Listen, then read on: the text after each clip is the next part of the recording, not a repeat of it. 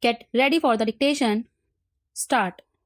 The Industrial Policy Resolution of 1948 was good so far as it went, but unfortunately, the spirit of it could not be understood or appreciated by the common man in this country.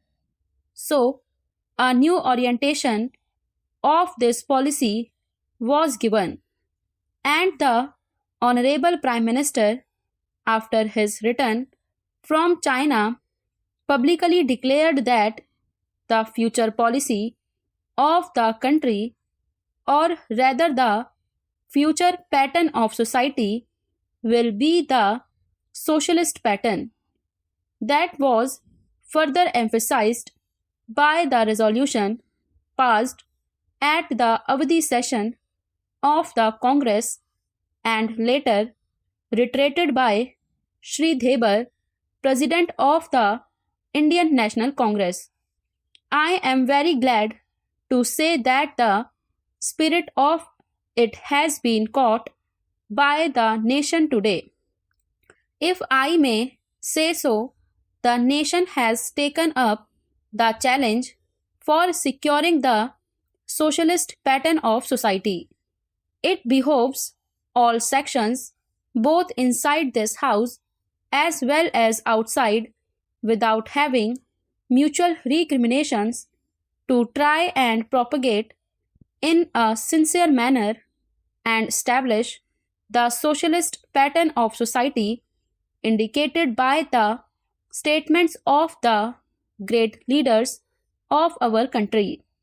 It may be relevant and pertinent if I refer to a few sentences from the memorandum presented on the 4th June 1939 by our Prime Minister, who was the chairman of the All India Planning Committee, which came into existence when there was provincial autonomy in the provinces. On pages 39 and 40 of that report, he stated, "It is clear that the drawing up of a comprehensive national plan becomes clearly an academic exercise with no relation to reality unless the planning authority or those to whom it is responsible are in a position to give effect to the plan. If this authority is powerless or circumscribed or restricted and has limited activities, it cannot plan.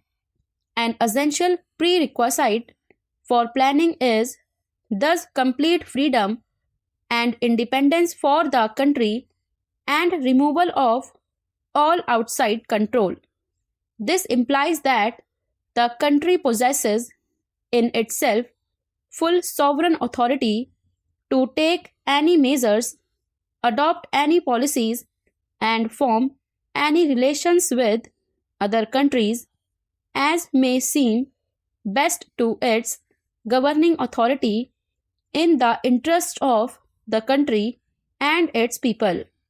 National independence is thus an indispensable preliminary for taking all the steps that might be found necessary for carrying out the 5-year plan in all its various aspects throughout the whole country.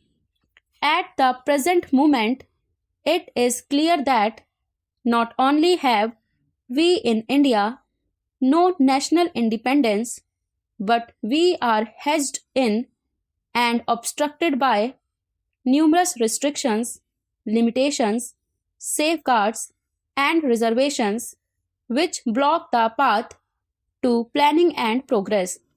Our plan for national development must therefore be drawn up for a free and independent India. Thanks to the sacrifices made by millions of our countrymen and countrywomen under the leadership of the father of the nation, Mahatma Gandhi.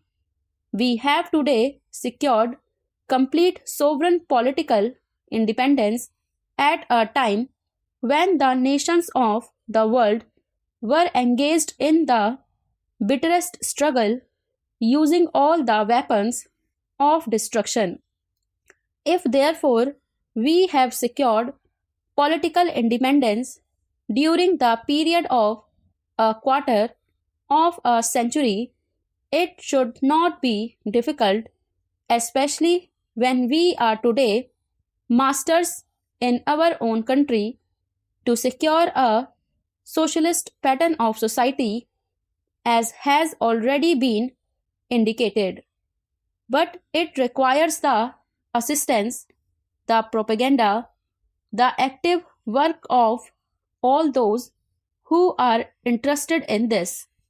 I am sure so long as my honorable friends, the minister, the deputy minister, and the other minister who represent the Commerce and Industry Ministry can give us an assurance that the capitalist pattern would be avoided, some of us who believe in a cent% socialist democracy give an undertaking that economy, totalitarian policy will not be introduced in this country, because we have believed all along during the fight that we have given to the British government when we secured political independence, that we shall try to maintain democracy undiluted and a socialist democracy at that. I am absolutely certain that in this country of ours, liberty of thought, liberty of speech, and liberty of action will be guaranteed to every citizen to express his views in the manner he pleases. I therefore assure my honorable friend that so long as we do not, in the garb of a socialistic pattern, support a capitalist system, India will stand 100% for a socialist democracy. Now, luckily for us, the fundamental rights of the Constitution have declared that a citizen would be assured of many of the social amenities which will give reasonable comfort from the womb to the grave.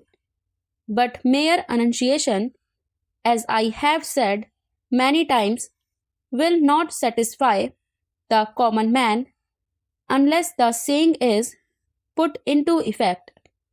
I am absolutely certain, therefore, that so long as there is a determination on the part of our countrymen, we will be in a position to secure a socialist pattern of society. It is not even possible to draw up a plan on any other basis.